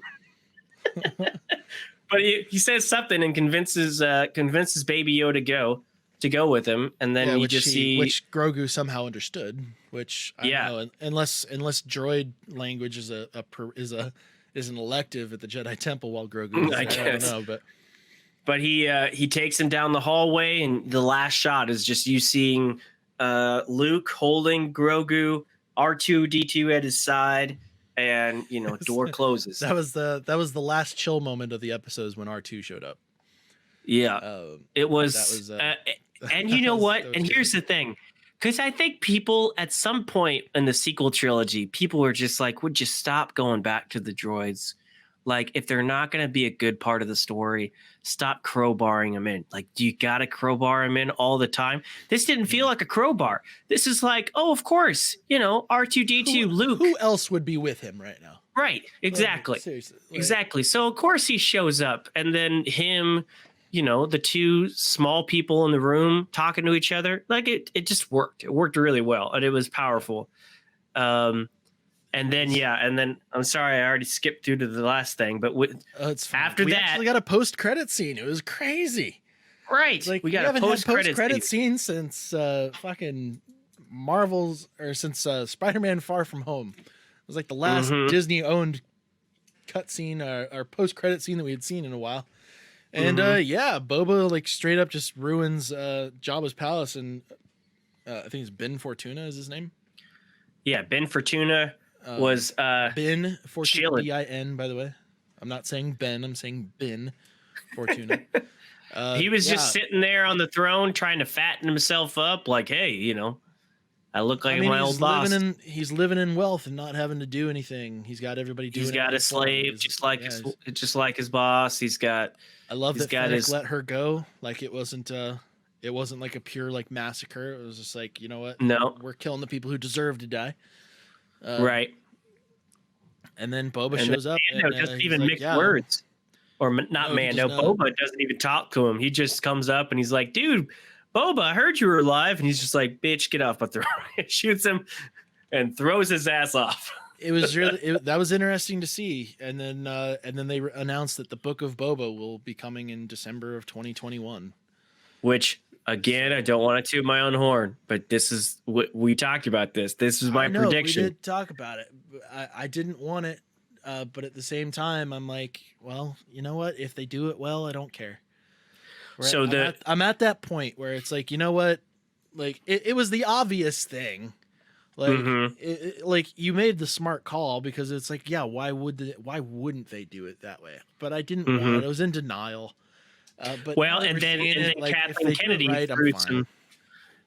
Kennedy threw some smoke on that screen there for during the investor thing, because she said that the Mandalorian, the next chapter of the Mandalorian, will continue in December of 2021, and then this comes up with the Book of Boba Fett, December 2021, and we already know that Boba Fett has been filming, and that no other Mandalorian show has even started filming yet. On top of that, we've also learned that the guy that plays Mando, what's his name? Pedro Pascal, hasn't even signed all the contracts for future seasons. So I have no doubt in my mind that we're going to see him again. In fact, he might even have a cameo in the Book of Boba Fett. But it looks like season 3 is going to be a new book with new chapters, and that Mando will either show up at the end or we're going to get a Mando return in 2022. So what I'm predicting now, well, first of all, having Mando without Grogu doesn't make sense. So if we're in that kind of scenario to where that's how things go, then that's how things go, because that's the most compelling part of these characters is the relationship between Din Djarin and Grogu. And if you can't have that because he's being trained by Luke in the ways of the Jedi, then he just goes back to being like a bounty hunter mercenary. Like, no, we don't want to see. I don't think so. I think he joins Bo-Katan. I mean, we leave him with his helmet off in a room with 200 Mandalorians. I think he joins Bo-Katan. Doesn't make sense for him to join Bo-Katan because now he has to fight her. Like, well, we know that's happening one way or the other. She ain't gonna let him leave with that. Yeah, like there's going to be a conflict there. So, I mean, we're going to have some. Does he go back to his old ways, really, after all of this? After abandoning his life as a bounty hunter to protect this kid for 2 seasons, I could just see him at a loss for what to do. And Bo-Katan's like, look, you finished your mission. Now I've helped you out. You come help me out. Let's restore the Mandalorian. Let's restore Mandalore. Oh, but first, I need to fight your ass for that sword. I don't know. I'd be interested to see what they do with them. But yeah, It'll the be way they left him in a room without his helmet off, I thought that the possibilities were endless. that's an interesting story too, but the mainstream interest in the Mandalorian is not the deep Star Wars lore people. They need to appeal to a mass crowd. And Sure. if they want to appeal to a mass crowd, they need to have Mando and Grogu. Boba Fett here has some other history, and he's got more questions surrounding him. Din Djarin's quest for right now is complete. Like he got the job done that he needed to get complete. I wouldn't want them to continue on with Din if they didn't have another good, compelling story to tell right out of the gate. And right now, they've got a compelling story as far as I'm concerned, but as far as like mass Star Wars fan appeal, I don't think that they quite have that. I feel like they might need to work a few things out, and giving maybe having like a little bit of time pass by where we don't really focus on them. They can let some time pass, some time pass in the universe by telling stories around other things and having Din just kind of like show up in some cameos. That makes a lot more sense because it's clear that they are trying to have all of these series kind of interconnect and interweave in one form or another. And maybe they need to build up another part of the story to kind of like bring all that together again before they I would be surprised if he doesn't at least make a cameo in the Book of Boba Fett. But because it's called the Book of Boba Fett. Well, let's get on to predictions here. So, do you believe? Oh yeah, here's my other. I had some other images here. There's him holding Grogu before he took off his helmet, and there's the last shot with R2D2 and Luke. That was a good last shot there. last shot. Let's talk about. So that's where they went. I was like, am I going crazy? What do you? If you had to put money down right now, do you think the Book of Boba Fett show will be more what Boba Fett did between Sarlacc Pit and getting his armor back? Or do you think it'll be King Boba Fett at Jabba's palace going forward with maybe some flashbacks? What do you think is more likely the case? Neither one. Oh, really? I think what we're going to get is Boba trying to be like the new Darth Maul. He's taking over. He wants to take over the crime world or destroy it. One of the two. Because that was kind of Darth Maul's, like he's Darth Maul's thing in the Clone Wars when he came back to life. Obviously when he came back to life, because he was dead by the time the start of the Clone Wars did, or at least believed to be. Him wiping out Jabba's palace might have been something as simple as revenge, but I feel like it's going to go deeper than that. It is where he died, so yeah, he's wiping that slate clean. They left him for dead. He couldn't have been happy about that. I feel like he's got to have more of a compelling thing than just King Boba, like a quest for ultimate power, because it goes against it kind of goes against. It's like, I'm just a simple man trying to make my way in the universe. Like that just doesn't feel like a King Boba or like a leader to that degree. Just doesn't seem right to me. Okay. I feel like they have to go into a different direction. I don't know if they'll do, but as far as flashbacks, I don't know if they'll do straight up flashbacks, but the story has to get told. Like, they have to at least explain. I don't want Boba in the desert without his armor for a season. I would be perfectly fine if the first episode start with that. Yeah, if we get an episode on that. I mean, if the first shot of that show is not his ass crawling out of the Sarlacc pit, I mean, that's what we've been wanting to see on camera for a long time. We've been wanting to see that hand coming out of the Sarlacc pit or something. Written by Patton Oswalt. I know. Just go back and watch the scene from Parks and Rec. With the X-Men and everything. Exactly as he describes it. The big Marvel crossover. That's what we're gonna get. And the Loki show is gonna bring it all together with him, transporting to Tatooine. Yeah, I I I think it would be a mistake if it's Boba in the desert for a show. But yeah, I really don't know what's going to happen. He seemed really comfortable on that throne. Was it just him taking a minute, or is he going to move on from that from Jabba's palace? Is he going to stay there for a while until he gets tasked, or what? I feel is he like going to? this might be his chance to just kind of like wipe out that part of the crime world and be like, you know what, I used to work for this and it's scum. I don't want to do it anymore. And so he decides to destroy it or something like that. Well, And, also he seemed pretty shook when he saw that Imperial Star Cruiser. He seemed pretty shook. He was like, "Holy shit, they're back. Yeah. They really are back." Yeah. Now he wasn't afraid to face him in the following episodes, but I wonder if that's the route they go. Like, hey, they changed the deal on me too many times. They left me for dead. I wonder if he has a bone to pick with them, or if he's just going to stay low, live in the crime world, and just stay off that bigger picture radar. It'd be interesting if he finds out that if Fennec told him that this Jedi with a green lightsaber, dressed in black, is the dude that showed up. And that's right. We didn't even talk about that. Boba's like, that's the guy who got me killed, kind of. Even though it was Han that hit him. It was Han that did it, but there's a reason why Mando wasn't in that room. Luke would be his first lead on Han Solo from there. That's true. I think whatever they choose to do, come on, man, don't make him an anti-hero. Make him don't make him a hero, make him a villain. He was a villain.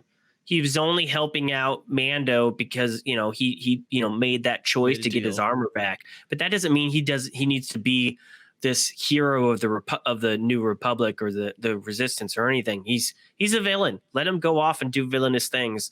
Let him keep killing people. That's what I want to see. Technically, I don't think he would go after Han Solo because his part of the contract was done. He doesn't have any more business with him. Yeah, he was kind of just hanging out at Jabba's for a while. I don't know, was he just laying low until he got another gig? Or, I would love to see a scene in the Boba Fett chapter where he's like working on his jetpack and he's like explaining to Fennec, it's like, yeah, before this switch here was just a little too sensitive. And it was prone to malfunction. They've got to have some line to it, yeah. So they got to write it off somehow. A blind man with a stick kicked my ass once, and we got to make sure that never happens again. Another prediction is that we're going to see a Book of Bo-Katan. Yeah, because of all the stories that have been announced so far, I'm not sure where that would fit. And that's why I'm certain, because they've announced nothing about Mandalore, and that's why I believe that the next time we see Mando is he'll be in league with her, and it'll be more about Mandalore. Because at the end of the day, the reason why he didn't take off his helmet was because he believed in that creed. So he's he might not believe in her choices, but I don't think he would be against trying to bring back Mandalore. So I could see him going in league with her. He abandoned his bounty hunter days because he saw a cause that he believed in, and he gave his life to protect and go out and take care of that child. So now he is in that middle ground of, I've done this. I've kind of burned myself as a credible bounty hunter. Do I go back to that life? Do I try to rebuild my reputation when it seems like all of my contacts from that life are now like heroes of the New Republic? Carl Weathers would hire him again in a heartbeat. Yeah, but does he even do that work anymore? It doesn't seem like he does bounties anymore. He'd have a job of some kind for him. Oh, I'm sure he would. But does he go back? I would say Navarro is the first place he goes back to. Well, they got to drop off Cara Dune at least, but yeah, they got to drop off Cara Dune. That's also the last place where his creed was at. So maybe maybe in the next episode is him with the dark saber. Well, and he doesn't even have a ship. Maybe So yeah, that too. Maybe it's him with so the he's going dark to go with saber somebody. and Bo-Katan and Sasha Banks and be like, I need to find my old creed and Yeah. convince them that they need to help you take back your home world too, or something like that. I don't know. Until he gets another ship, his independence is limited, and he's clearly not with Boba in that final scene. So he either went with Cara Dune back with her, or he went with Bo-Katan. But it was interesting the way they. At first, I thought it was kind of disrespectful that that's how they left it. But then I was like, it's not. We know he's coming back. We just don't know how, and it left the door open for that. It would be really weird if we did never in the last season. In the first season, well, like, yeah, we know he's coming back, but what are they going to do? They just left right. They left it completely open, as if the book, like, it has another chapter. Like, the book doesn't end here. But yeah, so it would be really weird if we never saw him again. And yeah, the drama is, he hasn't signed his contracts yet.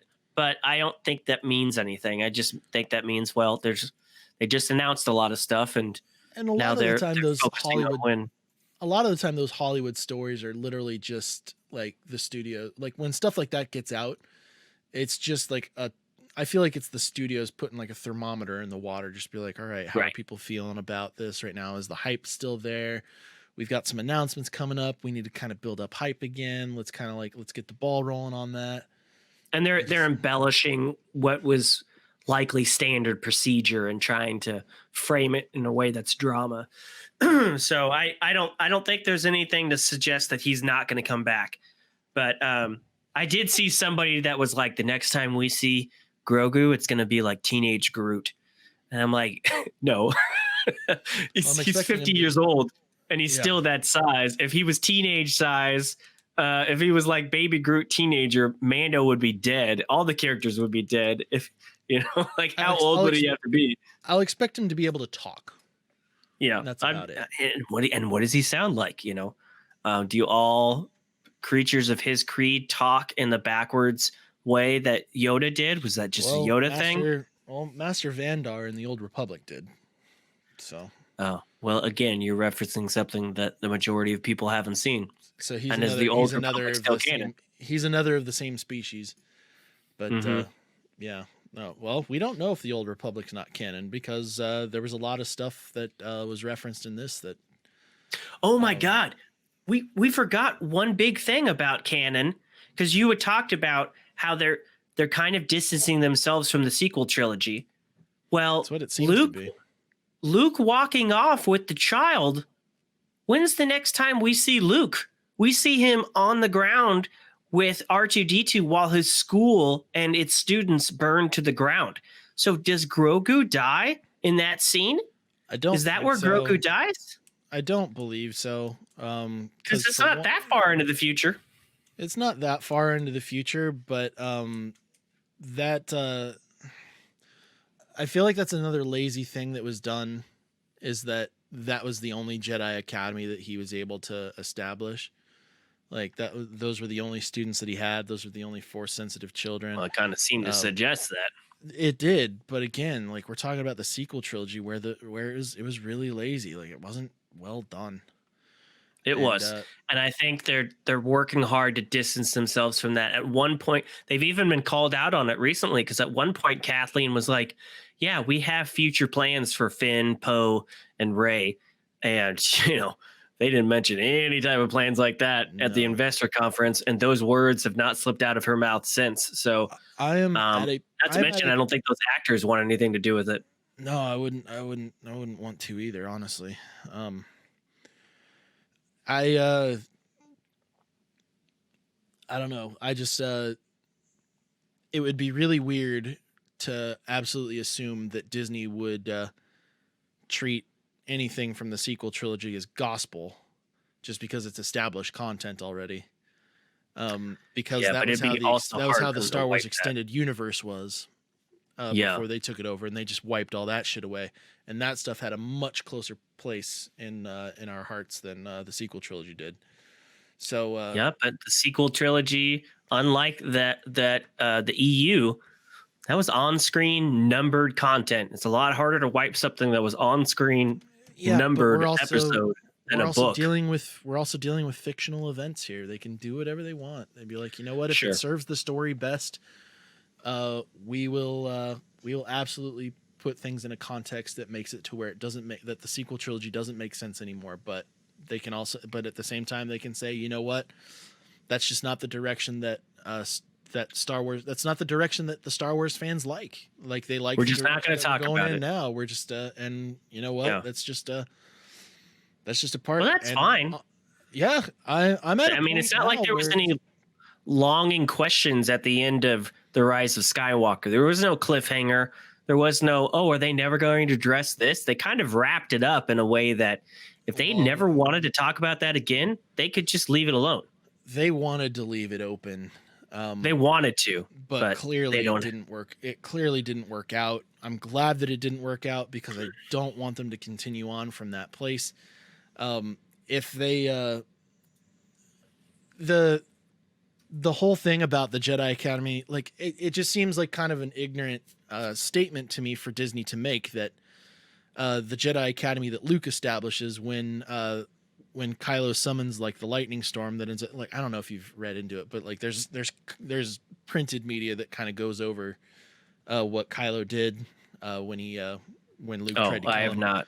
No. Well, he basically through his rage summons like a lightning storm, and that strikes the Jedi Temple and it catches on fire and stuff like that. And he initially like tries to go in and try and save people because again he's a conflicted kid. Like he didn't want to like kill everybody. Like he just like he had a fit of dark side rage. But then he hears a voice that tells him that they're all dead. That it doesn't matter. He ends up killing a couple pursuers, and then it's alluded that it's Snoke's voice that is that's doing that to him. But is that in a book or a comic, or where are you reading this from? I can't remember. It was printed media. I read it online. Somebody had posted it as kind of like a leak. I think it was a comic. Oh, okay. Interesting. It might also it's be not it's not a Reddit thread or something. No. Like you could like when I looked it up, it was because I had the same question after you did. So that was like the first thing that I Googled was like, did Grogu get killed in the Force Awakens timeline? And yeah, there were several different stories that explained like a lightning storm that destroyed the temple and stuff like that. And so, but we're not talking about Order 66 here with Kylo Ren.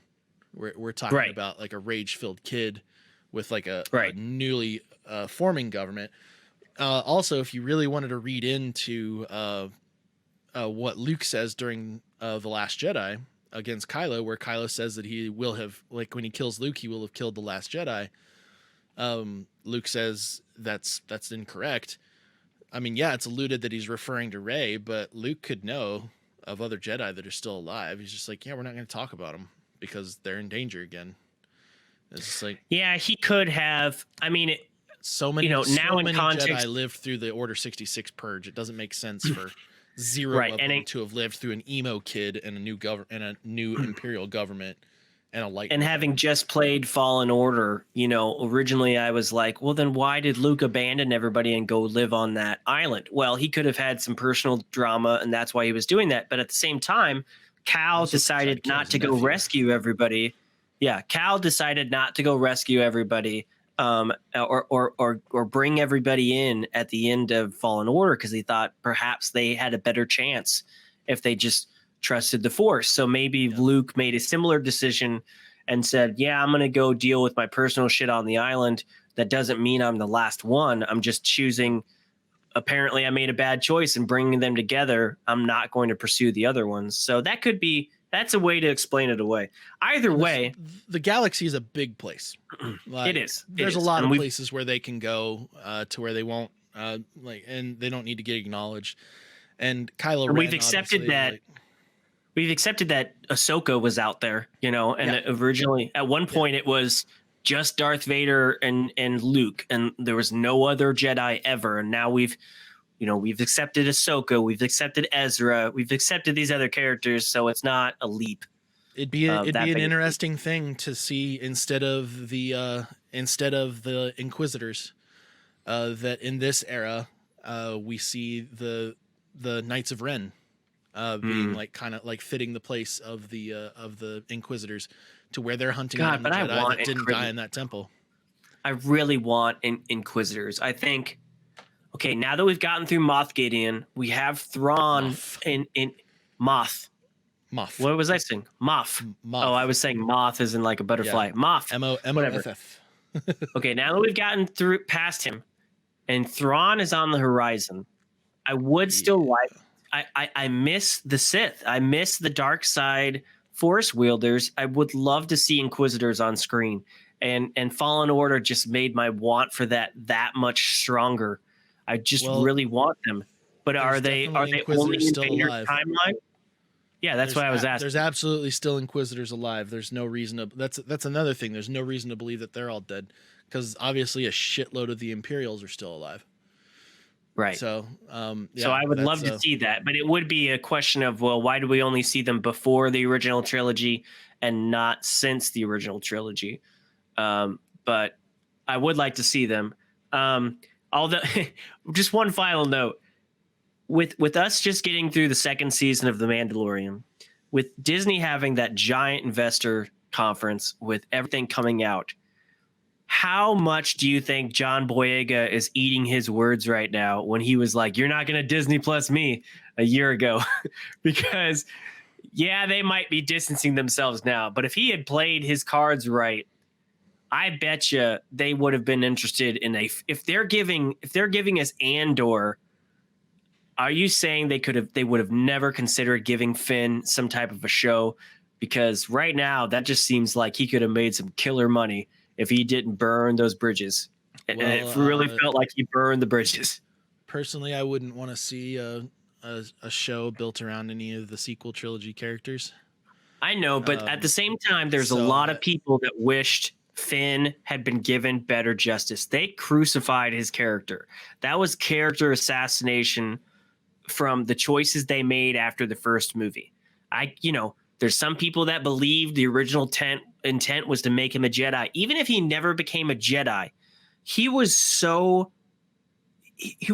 much different in the first episode than he was in the following two. They just continued to decrease his importance and just to obliterate his character to the point where he was just the guy standing on the shore screaming Rey's name.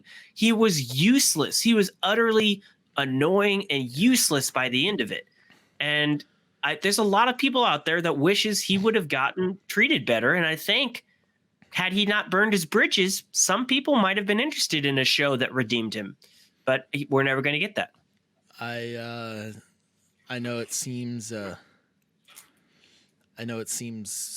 insensitive, but I don't give a fuck.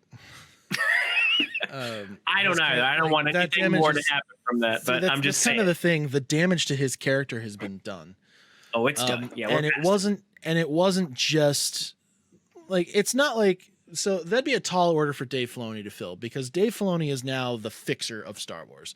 He went through the prequel trilogy and he fixed that up. Now the prequel trilogy, mock it any way you can. It had its faults, but it had its merits. It told a cohesive story from the beginning to the end. Yep. It had a structure. It was clear that there was a plan for all three movies and tied them together the way that they were supposed to be done.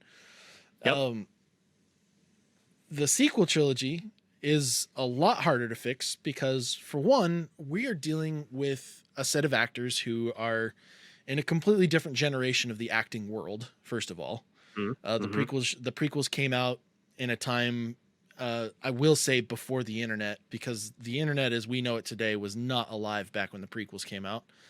No. Like in almost any capacity. It was on the verge. It was on the. It was on the verge. It was in its infancy as far as the way that we know it now. Right. The actors that we have now, first of all, I mean, people are like, after the prequel trilogy and how upset Star Wars fans were about that, the sequel trilogy coming in and fucking up at that point, the best move that Disney can make at this point is to disregard them. You're like, you know what? We finished it up. we're not gonna talk about it. Let's not talk about anything that like really connects to it in any like crazy significant way. It's But when you bring in Luke, it's hard not to think about it. it's hard not to think about it. That's true. But if Disney is going the route that they're going, we're still at like a branching point. We're still at a time ahead of where it could get screwy. And Sure. like if they decided at this point, like how excited would you be if Disney came out and said, okay, we fucked up on the sequel trilogy. Things didn't go well. It didn't go according to the plan that we had hoped for. There were changes that were made that we didn't want to make. Here is the Disney Plus lineup for 2023 through 2026 or something like that. Like they do another investors presentation. And one of the first series that shows up on there is Mara Jade. Or anybody from like any the extensive or fucking a series surrounding Kyle Katarn or something like that. Like just something from that extended universe that was made not canon before. It's just like Disney's like, you know what? We hear you.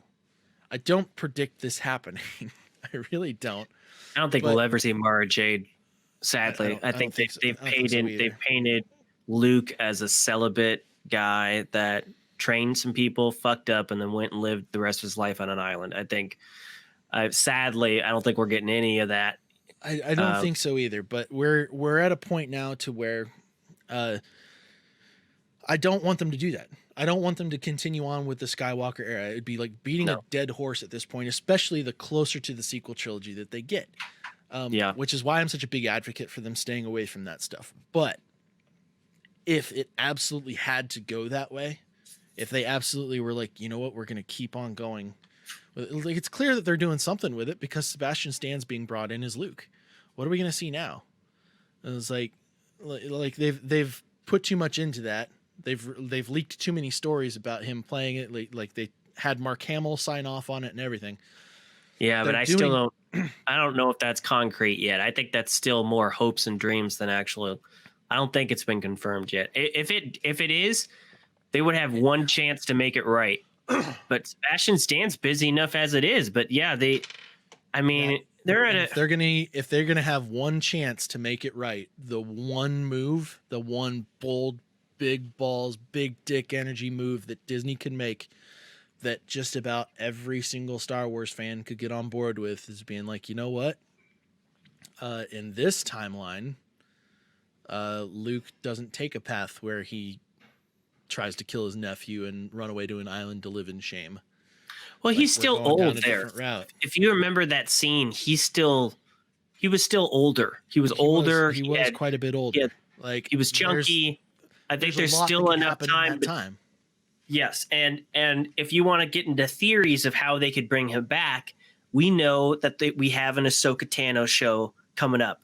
And what did we last hear from Ahsoka? She wants Thrawn. Well, before Disney, before the prequels, back in the day, the next biggest story that you had around the original trilogy that came after Vader was Thrawn. And if they wanted to bring Luke back into the fold, it would be a reinvention. It wouldn't be that story. But if they wanted to bring him back into the fold, that could be how they did it. If the end of the Ahsoka Tano show, opened the door for a Luke, Thrawn, whatever, that could be interesting. And I'd be interested in that. That is the far more likely scenario. I'm talking in a bold pipe dreams, in the big pipe dream world. They decided to go with a different timeline in this universe. And the only reason I say that is because they're fucking around with that a little bit in the Marvel world with like the what if scenarios and this multiverse theory stuff that they've got going on. But what if is clearly separate and it's animated. I know. Like I said, Kathleen Kennedy is still here. Stuff. This is pipe dream stuff. This is crazy shit. And I know, I understand. And I would say that the only reason I would give more credit to that would be if any of these other attempts at doing that have succeeded. Because we've seen it. We've seen Predator try to do it. We've seen Aliens try to do it. We've seen Star Trek try to do it. We've seen Terminator try to do it. In fact, we've seen them straight up come out and say, this is the real sequel. The previous sequels didn't even happen. We've seen them do that several times now with massive franchises from the 80s, and none of them worked. None of them did. Even Star Trek eventually burned. And I mean, if you had one in there, and they did everything. They brought back the original creators. They brought back the original actors. They did everything that you could possibly think of to make that work. And it failed every time.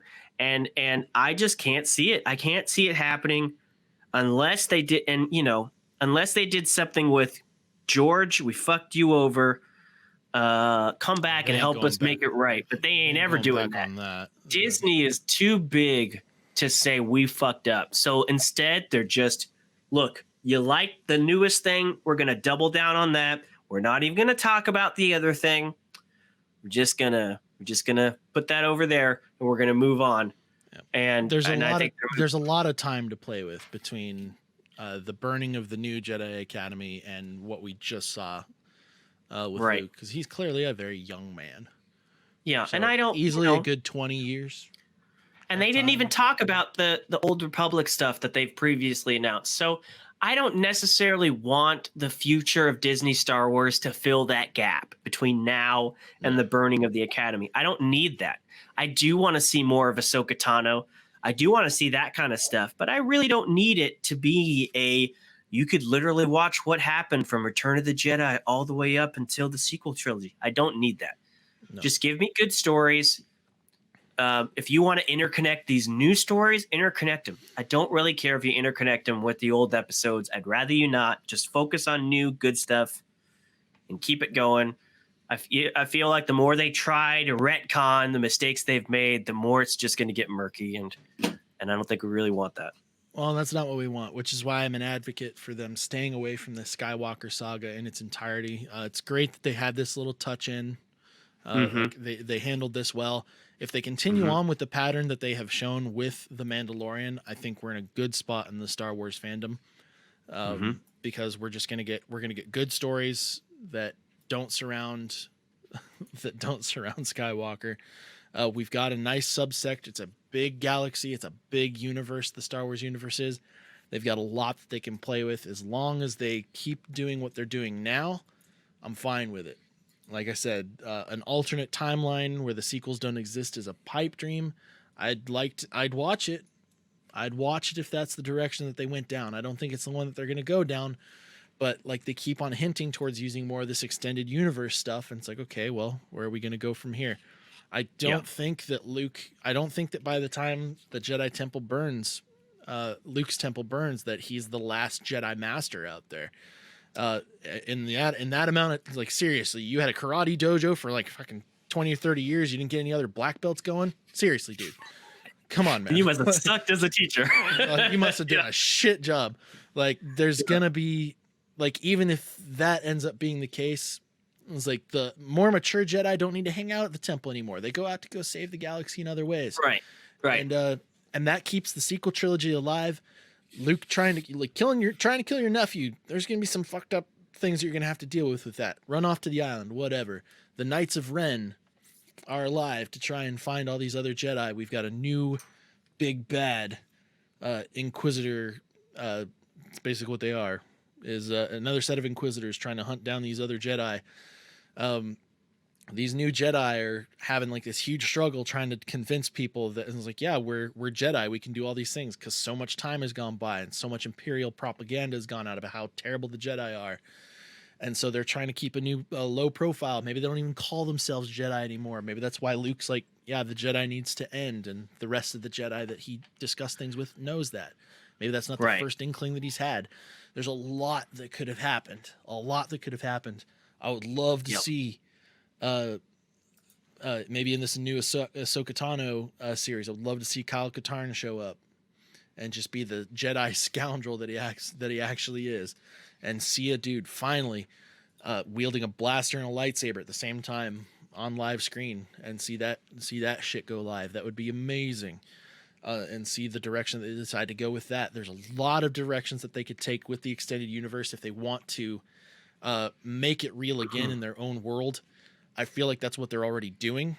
As long as they keep doing it in the classy way that they're doing it, Filoni and Favreau keep like standing at the forefront for it. All hail our Lord Filoni, man. I feel like he can fucking, like, if anybody can do it, if anybody can salvage and like steer the Star Wars universe into a new, happy, good story driven direction, it's him.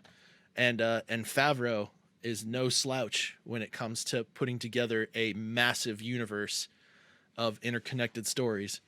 I know that after a while he didn't have as much involvement in the Marvel universe, but he was close enough to that shit to know how to do it the right way. Sure. And they tasked him with other big projects. It's not like they just let him go. They gave him Jungle how to tell a damn good story. Then they gave him Lion King. They've tasked him with beloved stuff, and now they've tasked him with connecting this universe. And he's gonna have some work cut out for him. We already see that shows like Andor is not necessarily using the volume; they're using real sets and stuff like that. So he's gonna have his hands full making sure that those things still hold up in quality. Unless they build multiple volumes and then each show gets a volume to use as well, which would be interesting. But she did say that in the presentation that they're building multiple volume stages in. I think most of them are in the in the UK actually. There's at least one in the States. They did show real sets for Andor, so maybe they're using real sets for part of it. But yeah, he's gonna now have to juggle multiple shows, make sure they all work together from a visual quality, and Dave Filoni is going to make sure they all work together from a writing one. We got an exciting future ahead of us, man. I'm really, I fucking trust him. I love it. I love this. Is that not crazy that we've got a couple diehard Star Wars fans who are like excited about the Star Wars universe because we've gotten great Star Wars stories very recently? Yeah. How long has that been? It's been a while. It's been so long. It's been, after the sequel trilogy of just waiting for them to finish it and not trusting that they're going to make it right. Just get it done. Now we're at a point where, oh my God, this is mirroring what Sony did with the Spider-Verse, with Amazing Spider-Man, when they announced all of this stuff and nobody trusted them to make it work. But Disney comes out and does the same thing, but building off of Mandalorian, and you're like, I trust you, and I can't wait for it. And right now, they're saying you're not going to get anything until December of next year. But guess what? We've got all these Marvel projects for you to enjoy for the next 12 months. So take a break, go enjoy this Marvel stuff, come back in December. We'll get you. We are now at less than a month from them showing us WandaVision. Yes. The first episode of WandaVision is less than a month away now. Yeah, and we've got 12 months of Marvel shit coming our way in both Disney Plus and in the theater. Star Wars. I'm so excited, man. Gloriousness. It's going to be a great year ahead of us if they meet all their deadlines. And then I can't wait to come back for December. They've already started filming Boba Fett. I can't wait to return to this. And, like I said, I had my gripes, but at the end of the day, I'm happy. I'm so happy the direction they're taking this. And, good job. If they're telling a good story, I don't give a shit what they do. And Nerfherders, with all this new content, we're going to have a lot to talk to you guys about. We are sitting just over the 2-hour mark. We did a solid, damn good episode for this thing. I didn't get called out. I didn't get interrupted. I did get interrupted once, but not so. Oh, let's see. What's this one? I don't know. It didn't. It didn't go sour the way that I was prepared for it to go. There you go. We did a good solid 2 hours. Talked about a great thing. We've got hope. We're closing out a piece of Star Wars media yet again with hope. They did it at the end of the first season. They did it at the end of this one. We've got a lot to look forward to. And Nerfherders, we're going to be there with you guys along for the ride the entire time. We'll talk about this content. Make sure that you're subscribed so you can catch all the future content that we're going to be coming out with. Hit the like button if you liked this video. Hit the dislike button if you didn't. Be honest, we can take it. Let us know down in the comments below what your predictions are for how things are going to go on in the future, for all of it. Everything. Address us. Be a part of the conversation. And until next time, have a good day. See ya.